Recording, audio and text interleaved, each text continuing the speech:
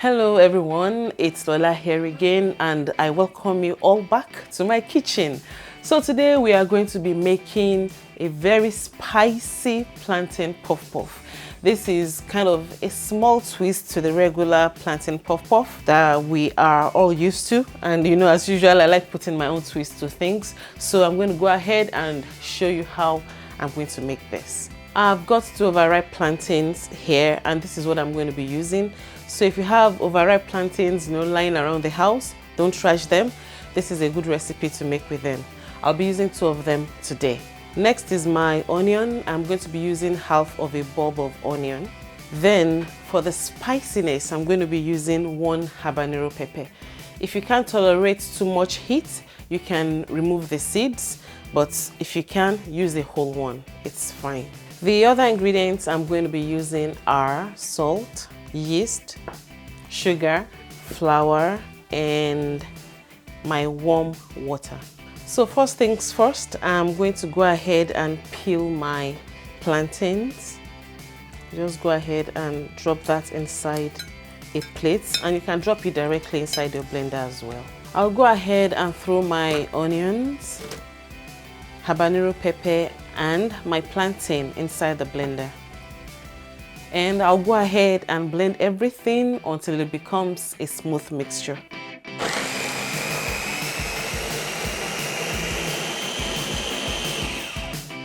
All right, all done. We now have a very smooth paste here. So I'm just going to go ahead and set this aside. It's now time to put everything together, both my dry ingredients and the wet ingredients. Here's my all-purpose flour. I'm using plain all-purpose flour today because a lot of you used to ask me, oh, is it self-rising flour? Is it bread flour? No, it's plain all-purpose flour. Then I'm going to be using 2 tablespoons of sugar. This is totally optional. If you don't have too much of a sweet tooth, you can skip that because the plantain itself is very sweet. Now to my yeast, I'm using instant yeast today, so I don't have to proof it. If you are using active yeast, feel free to proof it before you add that to your mixture. So I'm also going to be adding a little bit of salt. And by the way, all the list of the ingredients I used today together with their measurements can be found in the description box below. So moving on, I'm going to be adding my plantain mixture. I always like to add the plantain mixture first because, sometimes we have big plantains and sometimes we have small plantains. So this is going to, dictate the amount of water I'm going to use to mix my batter together.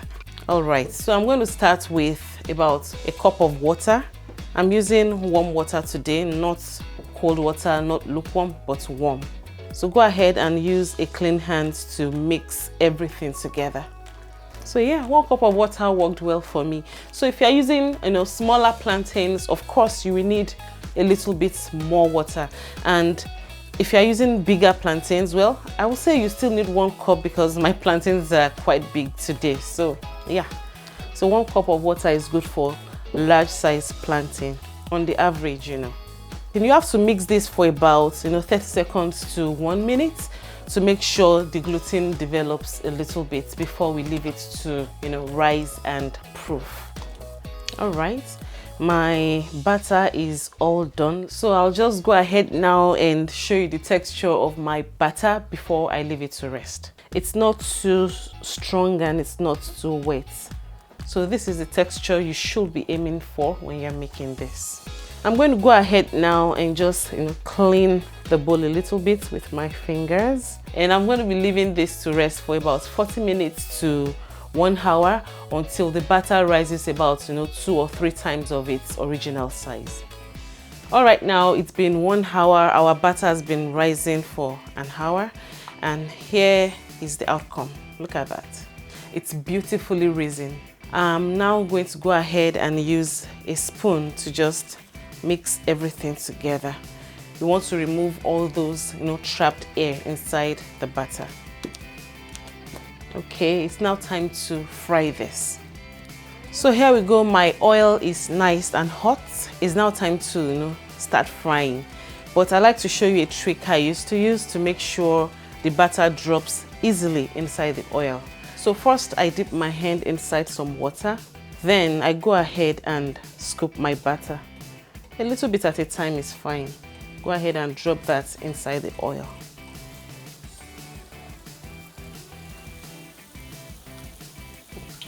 As you can see, the puff puff browns very fast. So as I'm scooping it, I'm also flipping it at the same time so that everything is going to brown evenly and it's not going to burn.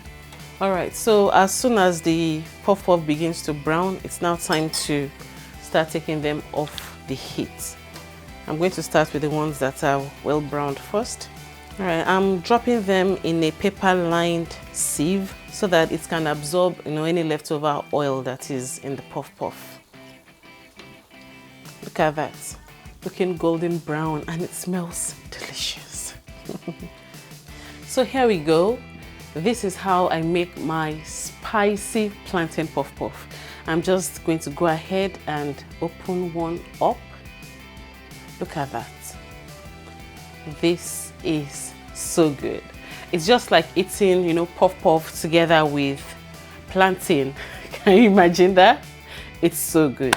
So that is it again for today. Thank you very much for spending your time with me. As usual, all the details to this recipe can be found in the description box below. Until next time, I'll talk to you shortly. Enjoy.